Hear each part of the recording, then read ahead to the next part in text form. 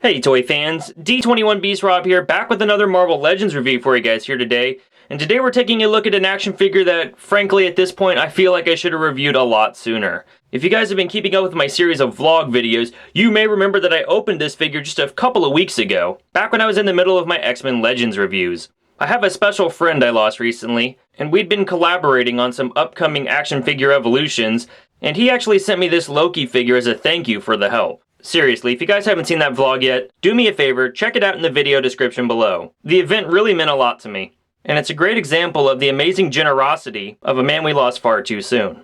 But if you're unfamiliar with where this Loki comes from, he is part of a Hulkbuster exclusive wave of movie Marvel Legends figures that was exclusive to the United Kingdom. All of the figures in that wave were re-releases of existing movie Marvel Legends figures that we'd received in the United States, some of them Walmart exclusive, some of them not, but all of them were repackaged with Hulkbuster Build-A-Figure pieces, just like what we got last year with a bunch of comic book figures, sans a movie War Machine. Now, as you can see here, the Hulkbuster Build-A-Figure piece that this Loki figure came with didn't make it stateside.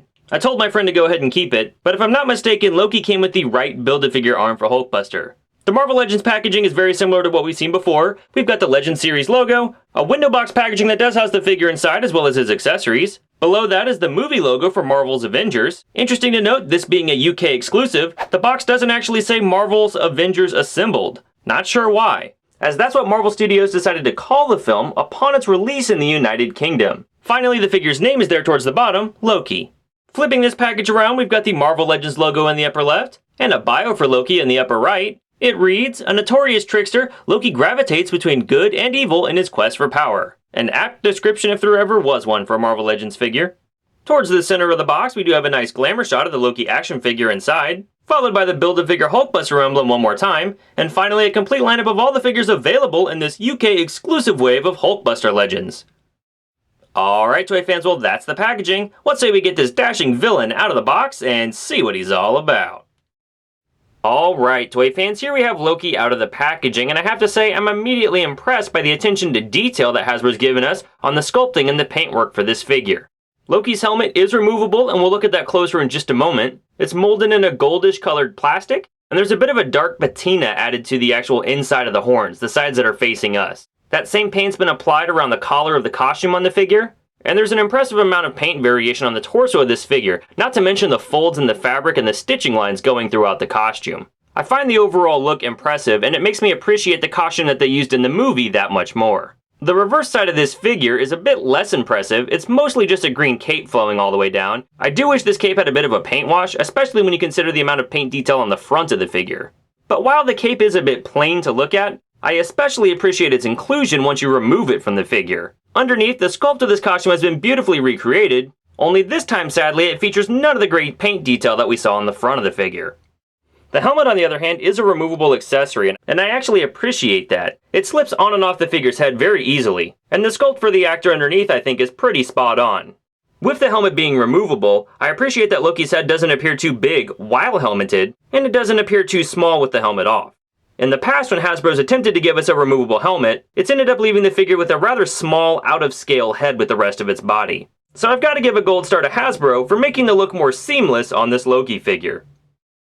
Apart from his removable cape and helmet, Loki's only other accessory is his mind control scepter. It looks just like it did in the film, only less metallic. We even have the blue stone that's kind of mounted in the center of the spearhead there. And it's got a nice firm handle, it's a harder plastic. It fits into Loki's left hand. His other hand, his right hand, isn't actually designed to really hold anything.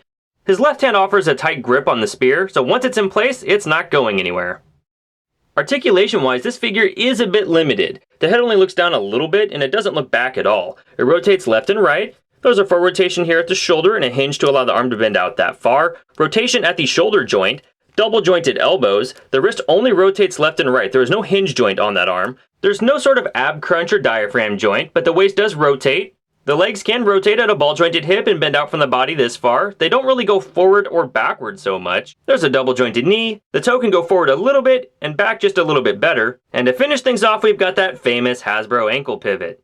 Which is great, because when you have a costume design that limits the movement of a figure's legs, having those ankle rockers really helps to stabilize the figure when you're trying to pose him around. Height-wise, this Loki figure does stand just about 6¼ inches tall, 7¼ if we go to the top of the horns. For some size comparison, here he is compared to the Amazon exclusive Thor figure that was released last year. And here he is compared to the Amazon exclusive Bruce Banner figure and the Age of Ultron Hulk figure. Well, this is awkward. Be gone, cretin! And finally, here he is compared to the 6-inch scale Marvel Legends Infinite Series Wolverine. We're gonna miss you, Bob. Thanks for the memories.